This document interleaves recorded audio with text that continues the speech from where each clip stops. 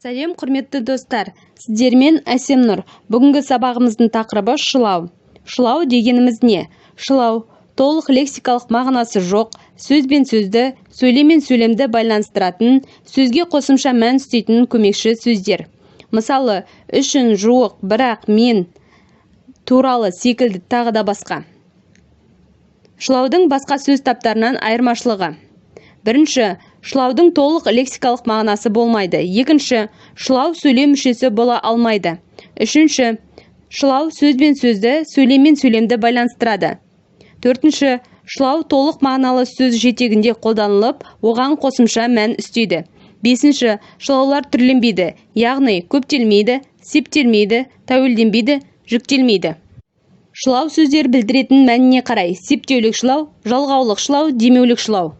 Септеулік шылаулар белгілі бір септік толғадағы толық мағыналы сөздермен тіркесіп келіп, оған мезгілдік, мекендік, амалдық, себептік, мақсаттық сияқты үстеме мән береді. Септеулік шылаулар екі түрлі қызмет атқарады. Бірінші, өзі шылауында жұмсалатын сөзбен қосымша мән үстеп, оны екінші сөзбен байланыстырып, сөз тіркесін құрайды.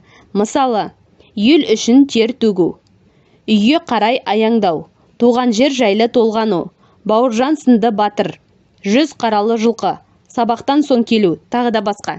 Екінші қызметі: екі сөйлемді сабақтастырып байланыстырады. Мысалы, күн бұлттанған сайын, тілек жас түлдерін ойлай бастады. Септеулік шылау түрлерінің кестесі. Атау септік тұлғасындағы сөздермен тіркесетін шылаулар: сайын, үшін, арқылы, секілді, сияқты, тәрізді, сықылды, туралы, жайында, жөнінде, жайлы, шақты, шамалы, қаралы. Бар септік тұлғасында сөздермен тіркесетін шылаулар: шейін, дейін, таман, тарта, жуық, қарай, салым, таяу. Шығыс септік тұлғасындағы сөздермен тіркесетін шылаулар: соң, әрі, кейін, бұрын, бері, гөрі. Көмектес септік тұлғасындағы сөздермен тіркесетін шылаулар: қатар, бірге, қабат, қоса. Демеулік шылаулар сөзге немесе сөйлемге күшейту, тежеу, шектеу, сұрау, болжалдық, күмән, нақтылау мәнін үстейді. Демеулік сөзге не сөйлемге үстейтін мағынасына қарай алтыға бөлінеді. Сұраулық демеуліктер: ма, ме, ба, бе, па, пе, ше. Күшейткіш демеуліктер: ақ, ау, ай, да, де, та, те. Шектеу демеуліктері: ғана, қана, тек, ақ. Болжалдық демеуліктер: мыс, міс. Болымсыздық немесе қарсы мәнді салыстыру демеуліктері: түгел, тұрсын, тұрмақ, егеш.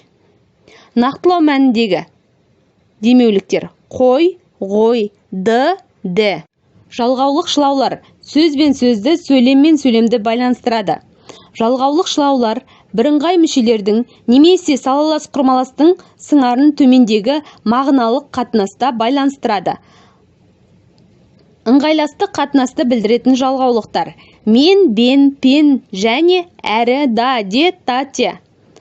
Қарсылықты қатынасты білдіретін жалғаулықтар: бірақ, алайда, дегенмен, әйтсе де, әйткенмен, сонда да. Талғаулықты және кезектес қатынасты білдіретін жалғаулықтар: я, яки, я, не, болмаса, немесе, әлде, болмаса, кейде, бірде, біресе. Себеп салдарлық қатынасты білдіретін жалғаулықтар: себебі, өйткені, сондықтан, сол себепті. Назар қойып тыңдағандарыңызға рахмет. Сіздермен болған Әсемнұр. Комментарий қалдырып, лайк басып, каналға тіркелуді ұмытпаңыздар.